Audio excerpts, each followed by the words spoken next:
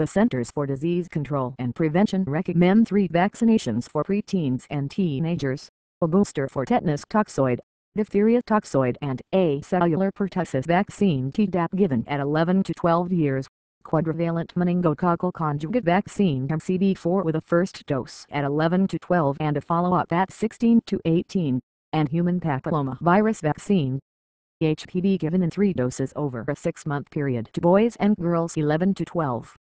Data from the National Immunization Survey of Teens suggests that while a majority of teens are up to date on Tdap 81.2% in 2010 and a smaller majority are current on MCV4 62.7% in 2010, a much smaller number has received all 3 doses of the HPV vaccine, 32%. A study published in the journal Pediatrics aggregates the responses of parents to multiple surveys asking why teenagers are not up to date on vaccinations and concludes that those reasons are not surprisingly very different for HPV than they are for the other 2 shots. Parents whose teenagers had not received a Tdap booster or a first or follow-up MCV4 generally appeared unaware that the vaccinations were recommended. Some said their provider had not recommended the vaccine. Others said themselves that the vaccine was not needed or necessary. Parents whose children hadn't received a first HPV vaccine or completed the series were also likely to say the vaccine was not needed or necessary. But parents whose children were not up to date on HPV vaccinations and who did not intend to seek out the vaccine 41.1% in 2008, increasing to 43.9% in 2010, were far more likely to cite safety concerns or side effects as a reason for the decision not to vaccinate. The number of parents giving safety concerns as a reason increased from 4.5% in 2008 to 16.4% in 2010. The writers of this report strongly support the recommendation that young teenagers receive the HPV vaccine, which the National Cancer Institute says provides highly effective protection against some, though not all, of the HPV viruses that cause cervical and other cancers. It estimates that widespread HPV vaccination has the potential to reduce cervical cancer deaths around the world by as much as 2/3.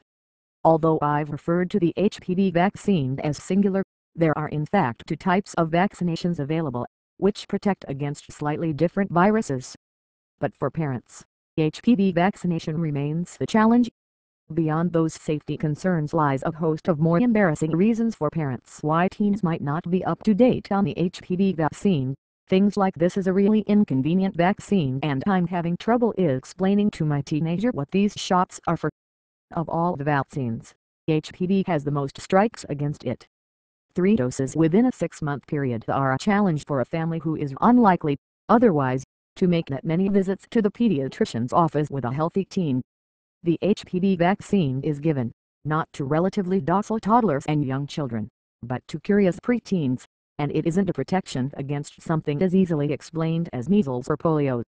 To explain to an 11-year-old that the 3 shots prevent a sexually transmitted virus that can cause cancers in adults can be complicated in families that don't talk much about sex, and even trust me on this in those that do. It begs a protesting response from the child that can best be summed up as yuck. But for the vaccine to be effective, that's the exact response you need. Doctors recommend that the shots be completed long before a teen is sexually active. Still, the attenuated nature of what's being prevented makes putting forth the significant effort involved in getting the vaccines even more difficult.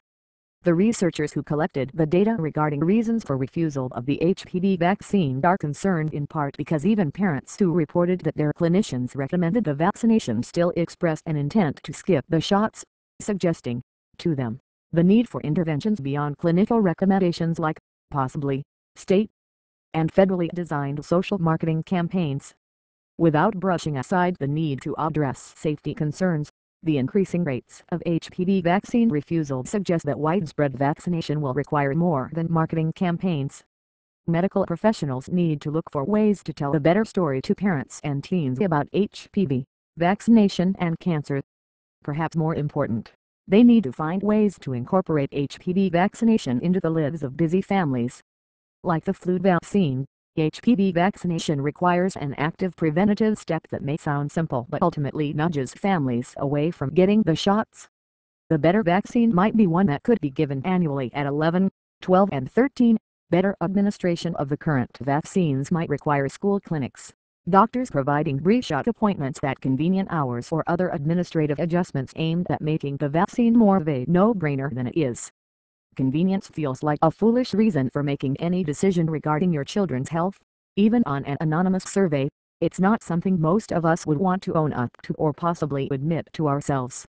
But when what you're asking parents to do isn't simple, that in itself may be a reason we resist. Many parents may have genuine safety concerns regarding the HPV vaccination, but others may use the much-hyped safety question to mask a simpler reluctance. Speaking as someone who struggles to get her children regular haircuts, I'd like to remind these researchers that asking for 2 or 3 additional pediatrician visits, especially with a reluctant child, is asking a lot. Finding a way around that difficulty might be a surprisingly effective place to start.